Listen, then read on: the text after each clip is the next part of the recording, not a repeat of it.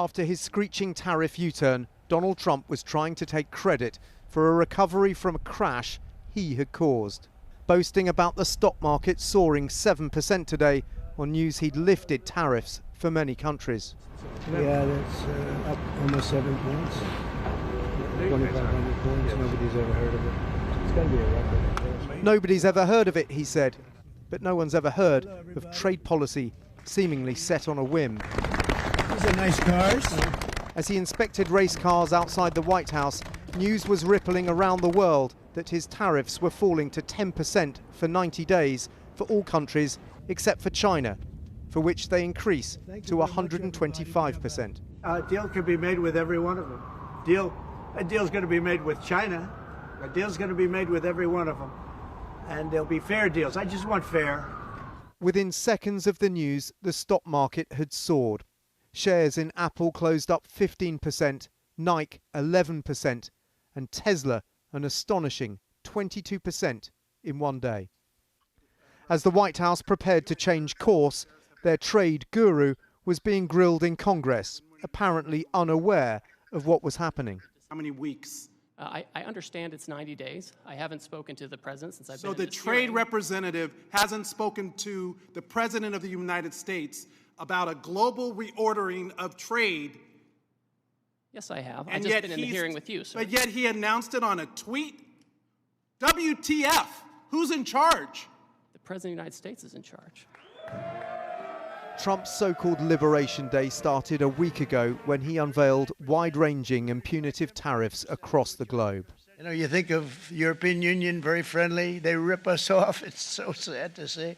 But the numbers on these charts soon changed. He doubled down during a flight on Air Force One. It's going to be a booming country, a very booming country. It's going to be amazing, actually. Later, he announced an extra 50% tariff for China, dismissing the idea it would drive trading partners into the hands of the Chinese. I'm not worried about it. I'm not worried about it. If they want to be in the hands of the U.S., they don't want to be in the hands of the Chinese. And the Chinese have turned out to be really not very good at that. As more tariffs were added, Donald Trump was boasting last night how his strategy was working.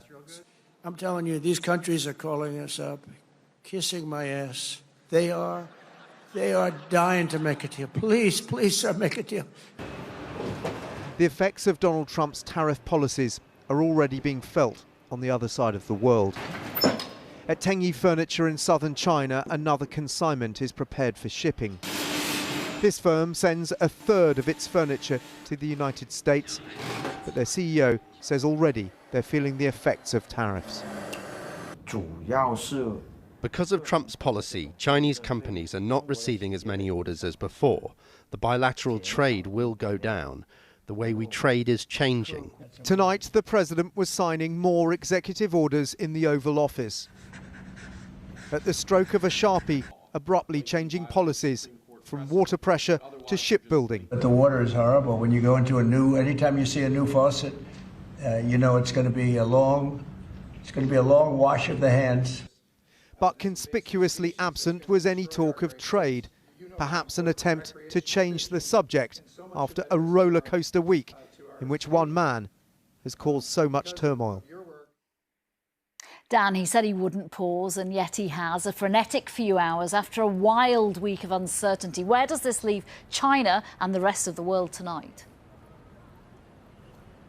Well, I think everyone just needs to have a deep intake of breath and to try and assess where we are, because it has literally changed hour by hour, day by day this week. But as we speak now, the rest of the world, tariffs are reduced to 10%, including the UK, and that will remain in place for 90 days, presumably to give those other countries a chance to come and negotiate an even better deal. And if that doesn't happen, then presumably after those 90 days, they'll revert to the different levels that were shown on Liberation Day, as he called it, in the Rose Garden of the White House. But for China, they have gone up again today to 125%, and that's obviously an attempt to retaliate against China's increase in tariffs on the US. I think what really happened this morning, Donald Trump said in the last few minutes he only decided to introduce this pause on the other countries today, this morning, I think the pressure had grown so much in terms of the cost of government borrowing. The bond yields were rising